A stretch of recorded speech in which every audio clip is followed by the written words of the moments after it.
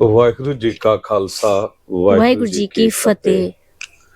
ਦਾਸ ਗਿਆਨੀ ਹਰਨਾਮ ਸਿੰਘ ਖਾਲਸਾ ਹੈਡਗੰਥੀ ਸੀਸਗੰਜ ਸਾਹਿਬ।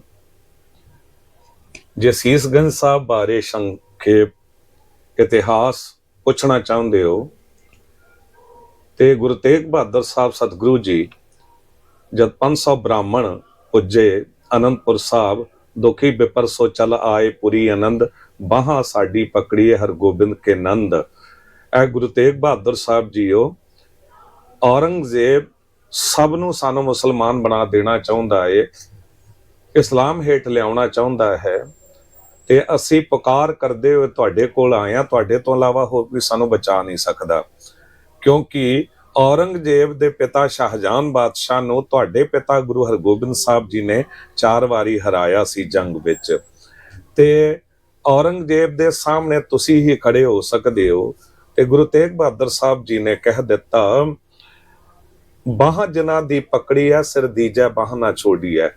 ਅਸੀਂ ਤੁਹਾਡੀ ਬਾਹ ਫੜ ਰਹੇ ਹਾਂ, ਭਾਵੇਂ ਸਿਰ ਦੇਣਾ ਪਵੇ ਬਾਹ ਨਹੀਂ ਛੱਡਾਂਗੇ, ਪਰ ਤੁਸੀਂ ਵੀ ਟੁਕੜੇ ਟੁਕੜੇ ਹੋ ਕੇ ਧਰਤੀ ਤੇ ਡਿੱਗ ਜਾਣਾ, ਪਰ ਆਪਣਾ ਹਿੰਦੂ ਧਰਮ ਨਾ ਛੱਡਣਾ। ਜਾ ਕੇ ਕਹਿ ਦਿਓ ਔਰੰਗਜ਼ੇਬ ਨੂੰ, ਜੇ ਗੁਰੂ ਤੇਗ ਬਹਾਦਰ ਸਾਹਿਬ ਧਰਮ ਛੱਡ ਦੇਣਗੇ ਅਸੀਂ ਵੀ ਛੱਡ ਦਿਆਂਗੇ। ਜਦ ਆ ਕੇ ਕਿਹਾ, ਔਰੰਗਜ਼ੇਬ ਨੇ ਸੋਚਿਆ ਇੱਕ ਨੂੰ ਇਸਲਾਮ ਹੇਠ ਲਿਆਉਣਾ ਕਿਹੜਾ ਔਖਾ ਹੈ, ਪਰ ਇਹਨੂੰ ਕੀ ਪਤਾ ਸੀ ਗੁਰੂ ਤੇਗ ਬਹਾਦਰ ਸਾਹਿਬ ਸਤਿਗੁਰੂ ਆਪ ਚੱਲ ਕੇ ਸਨ 1675 ਨਵੰਬਰ ਵਿੱਚ ਇੱਥੇ ਦਿੱਲੀ ਪੁੱਜੇ। ਔਰੰਗਜ਼ੇਬ ਨੇ 3 ਸ਼ਰਤਾਂ ਰੱਖੀਆਂ ਕਿ ਜਾਂ ਕਰਾਮਾਤ ਵਿਖਾਓ, ਜੇ ਕਰਾਮਾਤ ਨਹੀਂ ਵਿਖਾਉਂਦੇ ਤੇ ਫਿਰ ਆਪਣਾ ਧਰਮ ਛੱਡ ਦਿਓ, ਤੇ ਜੇ ਧਰਮ ਨਹੀਂ ਛੱਡਦੇ ਤੇ ਫਿਰ ਸੀਸ ਦੇਣ ਲਈ ਤਿਆਰ ਹੋ ਜਾਓ। ਗੁਰੂ ਤੇਗ ਬਹਾਦਰ ਸਾਹਿਬ ਸਤਿਗੁਰੂ ਜੀ ਨੇ ਕਿਹਾ, ਕਰਾਮਾਤ ਹੈ ਕਹਿਰ ਫਕੀਰ ਨਾ ਦੱਸੇ, ਸਾਈਂ ਖੜਾ ਸਿਰ ਉੱਪਰ ਹੱਸੈ। ਕਰਾਮਾਤ ਅਸੀਂ ਨਹੀਂ ਵਿਖਾਵਾਂਗੇ, ਸਾਡੇ ਧਰਮ ਵਿੱਚ ਸਾਨੂੰ ਕੋਈ ਕਮਜ਼ੋਰੀ ਨਜ਼ਰ ਨਹੀਂ ਆਉਂਦੀ, ਇਸ ਕਰਕੇ ਧਰਮ ਵੀ ਨਹੀਂ ਛੱਡਾਂਗੇ। ਹਾਂ, ਤ੍ਰਿਤੀਏ ਪ੍ਰਾਨ ਹਾਨ ਕੀ ਬਾਤ ਸੋ ਸਹੇ ਹਮ ਆਪਣੇ ਗਾਤ, ਸੀਸ ਦੇਣ ਲਈ ਅਸੀਂ ਤਿਆਰ ਹਾਂ। ਹੁਕੂਮਤ ਔਰੰਗਜ਼ੇਬ ਇੱਕਦਮ ਘਬਰਾ ਗਿਆ ਵੀ ਜੇ ਸੀਸ ਲੈ ਲਿਆ ਤੇ ਇਨਕਲਾਬ ਆ ਜਾਵੇਗਾ, ਫਿਰ ਤੇ ਸਾਰੇ ਸੀਸ ਦੇਣ ਨੂੰ ਤਿਆਰ ਹੋਣਗੇ, ਕੋਈ ਧਰਮ ਛੱਡੇਗਾ ਨਹੀਂ। ਤੇ ਸੋਚਿਆ ਕੀ ਕਰਨਾ ਚਾਹੀਦਾ ਹੈ। ਵਿੱਚੋਂ ਕਿਸੇ ਨੇ ਕਿਹਾ ਕਿ ਗੁਰੂ ਸਿੱਖਾਂ ਨੂੰ ਮਾਂ ਵਾਂਗ ਪਿਤਾ ਵਾਂਗ ਪਿਆਰ ਕਰਦਾ ਹੈ। ਕਈ ਵਾਰੀ ਮਾਂ ਉੱਤੇ ਜਿਤਨੇ ਮਰਜ਼ੀ ਜ਼ੁਲਮ ਹੋ ਜਾਣ, ਮਾਂ ਨਹੀਂ ਡੋਲਦੀ, ਪਰ ਜਦੋਂ ਉਹਦੇ ਬੱਚਿਆਂ ਨੂੰ ਟੋਟੇ ਟੋਟੇ ਕੀਤਾ ਜਾਂਦਾ ਹੈ ਤੇ ਮਾਂ ਅਕਸਰ ਡੋਲ ਜਾਂਦੀ ਹੈ। ਤੇ ਇਉਂ ਕਰੀਏ, ਇਹਨਾਂ ਦੇ ਸਿੱਖਾਂ ਨੂੰ ਪਹਿਲਾਂ ਟੋਟੇ ਟੋਟੇ ਕੀਤਾ ਜਾਵੇ। ਸੰਖੇਪ ਵਿੱਚ ਜ਼ਿਕਰ ਜੇ ਕਰਾਂ ਤੇ ਭਾਈ ਮਤੀ ਦਾਸ ਜੀ ਨੂੰ ਆਰੇ ਨਾਲ ਚੀਰਿਆ ਗਿਆ, ਸਤੀ ਦਾਸ ਜੀ ਨੂੰ ਰੂਹ ਵਿੱਚ ਵਲੇਟ ਕੇ ਸਾੜ ਦਿੱਤਾ ਗਿਆ, ਭਾਈ ਦਿਆਲਾ ਜੀ ਨੂੰ ਉਬਲਦੇ ਪਾਣੀ 'ਚ ਉਬਾਲ ਦਿੱਤਾ ਗਿਆ। ਇਤਨੇ ਤਸੀਹੇ ਦੇ ਕੇ ਸ਼ਹੀਦ ਕੀਤਾ। ਸੋਚਿਆ ਕਿ ਗੁਰੂ ਤੇਗ ਬਹਾਦਰ ਸਾਹਿਬ ਜੀ ਘਬਰਾ ਜਾਣਗੇ, ਪਰ ਇਹਨਾਂ ਨੂੰ ਕੀ ਪਤਾ, ਜਿਸ ਗੁਰੂ ਦੇ ਸਿੱਖ ਨਹੀਂ ਘਬਰਾਉਂਦੇ, ਗੁਰੂ ਕਿੱਥੇ ਘਬਰਾਵੇਗਾ। ਤੇ ਗੁਰੂ ਤੇਗ ਬਹਾਦਰ ਸਾਹਿਬ ਸਤਿਗੁਰੂ ਜੀ ਨੇ ਹਿੰਦੂ ਧਰਮ ਦੀ ਰੱਖਿਆ ਲਈ ਇਸ ਪਾਵਨ ਅਸਥਾਨ ਸੀਸਗੰਜ ਸਾਹਿਬ, ਜਿੱਥੇ ਗੁਰੂ ਗ੍ਰੰਥ ਸਾਹਿਬ ਜੀ ਦਾ ਪ੍ਰਕਾਸ਼ ਹੈ, ਇੱਥੇ ਥੱਲੇ ਥੜਾ ਹੁੰਦਾ ਸੀ, ਤੇ ਤੁਸੀਂ ਸੀਸਗੰਜ ਸਾਹਿਬ ਅੰਦਰ ਜੋ ਸੁਖਾਸਨ ਅਸਥਾਨ ਤੋਂ ਥੋੜਾ ਜਿਹਾ ਉਰੇ ਆ ਕੇ ਤੇ ਇੱਕ ਤਨਾ ਵੇਖਦੇ ਹੋ ਦਰਖਤ ਦਾ, ਪੇੜ ਦਾ। ਇਹ ਵੱਡਾ ਇੱਥੇ ਦਰਖਤ ਹੁੰਦਾ ਸੀ ਪੇੜ, ਇਹਦੇ ਥੱਲੇ ਥੜਾ, ਉੱਥੇ ਗੁਰੂ ਤੇਗ ਬਹਾਦਰ ਸਾਹਿਬ ਜੀ ਨੇ ਜਪਜੀ ਸਾਹਿਬ ਦਾ ਪਾਠ ਕੀਤਾ। ਉਸ ਤੋਂ ਪਹਿਲਾਂ ਜਦ ਅਖੀਰੀ ਇੱਛਾ ਪੁੱਛੀ ਗਈ ਤੇ ਸਤਿਗੁਰੂ ਜੀ ਨੇ ਕਿਹਾ ਕਿ ਇਸ਼ਨਾਨ ਕਰਾਂਗੇ।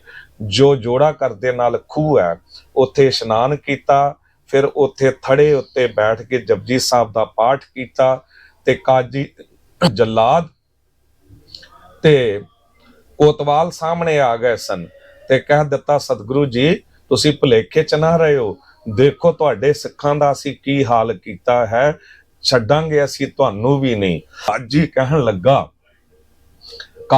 ਲੱਗਾ ਮੈਂ ਖਾਨਦਾਨੀ ਕਾਜੀ ਹਾਂ, ਮੇਰੇ ਬਾਪ ਦਾਦੇ ਇਹੋ ਜਿਹੇ ਫਤਵੇ ਦਿੰਦੇ ਆਏ ਨੇ। ਕੋਤਵਾਲ ਕਹਿੰਦਾ ਮੈਂ ਖਾਨਦਾਨੀ ਕੋਤਵਾਲ ਹਾਂ, ਤੇ ਜਲਾਦ ਕਹਿੰਦਾ ਮੈਂ ਖਾਨਦਾਨੀ ਜਲਾਦ ਹਾਂ, ਮੇਰੇ ਬਾਪ ਦਾਦੇ ਵੀ ਇਹੀ ਕੁਝ ਕਰਦੇ ਆਏ ਨੇ, ਅਸੀਂ ਤੁਹਾਨੂੰ ਛੱਡਾਂਗੇ ਨਹੀਂ। ਉਦੋਂ ਗੁਰੂ ਤੇਗ ਬਹਾਦਰ ਸਾਹਿਬ ਜੀ ਨੇ ਕਿਹਾ, ਕਮਾਲ ਦਾ ਸਬਬ ਬਣਾਇਆ ਮਾਲਕ ਵਾਹਿਗੁਰੂ ਜੀ ਨੇ, ਤੂੰ ਖਾਨਦਾਨੀ ਕਾਜੀ ਹੈ, ਤੂੰ ਖਾਨਦਾਨੀ ਕੋਤਵਾਲ ਹੈ, ਤੂੰ ਖਾਨਦਾਨੀ ਜਲਾਦ ਹੈ, ਪਰ ਇੱਕ ਗੱਲ ਯਾਦ ਰੱਖਣਾ, ਮੈਂ ਵੀ ਖਾਨਦਾਨੀ ਸ਼ਹੀਦ ਹਾਂ, ਮੈਂ ਵੀ खानदानी शहीद हाँ, मेरे अजदाद से मिला है मुझे विरसा शहादत का, मेरी औलाद को जागीर है जामे शहादत की, मेरी औलाद को जागीर है जामे शहादत की। शहादत देना मैनू दादा गुरु तो विरसे च मिलिया है, ये अगे मैं औलाद नू दे चलिया अपनी। ते गल याद रखना, तुहाडे खानदान विच काजी कोतवाल जलाद पैदा होने बंद हो जाणगे, पर मेरे खानदान विच शहीद पैदा होने बंद नहीं होणगे, मेरे खानदान विच शहीद पैदा होने बंद नहीं होणगे। ते जपजी साहब दा पाठ कीता, संपूर्ण होया, ते जलाद ने जद सतगुरु जी ने वाहिगुरु दे सजदे च सीस झुकाया ते तलवार दा एक भरपूर वार कीता, सतगुरु जी दा पवित्र सीस धड़ तो अलहदा होके डिग्या। हर पासे हाहाकार मच गई, कुदरत भी करोपी च आ गई। एक काली बोली हनेरी तुर पई ते हथ नूं हथ नहीं सुझदा सी, भगदड़ मच गई।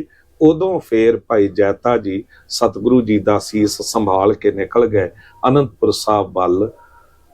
औरंगजेब ने सतगुरु नूं कहा सी सीस उतार देंगे, पर सतगुरु ने कहा तुहाडी जुरत नहीं, तुसी सीस उतार सको। सीस असी वाहिगुरु दे भाणे च देण आया, ते जे उन्होंने भावेगा ते सीस उतरेगा नहीं, सगों सीस कायम हो जाएगा। सीस उतरिया किते है? सीस ते सीसगंज साहिब दे रूप विच रहंदी दुनिया तक कायम हो गया है। लखां लोग रोज गुरुद्वारा सीसगंज साहब जी नूं सिजदा करके निकलदे ने। ते शायद तुहानूं पता है कि नहीं, सीसगंज दा अर्थ की हुंदा है?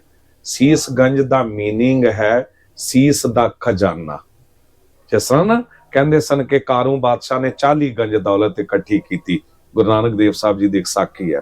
ते गंज दा अर्थ हुंदा खजाना, ते सीस गंज शीश दा खजाना। गुरु तेग बहादुर साहब जी ने कह दिता कि मैं अपना सीस दे के सीस दा खजाना भर चलिया हाँ, ते जद भी देश कौम ते कोई औंकड़ आवेगी, मरजीवड़े सिरां उत्ते खफन बन के सीस देण लई त्यार बर त्यार रहणगे, पर इह सीस दा खजाना कदी मुकेगा नहीं। सो गुरुद्वारा सीसगंज साहब गुरु तेग बहादुर साहब जी दा वो शहीदी स्थान है जिथे सतगुरु ने सीस दिता सी। अज ये सीस हिंदुस्तान दी अणख गैरत बन के, शीश बन के ते ये खड़ा है। सो ये है संखेप इतिहास। वाहिगुरु जी का खालसा, वाहिगुरु जी की फतेह।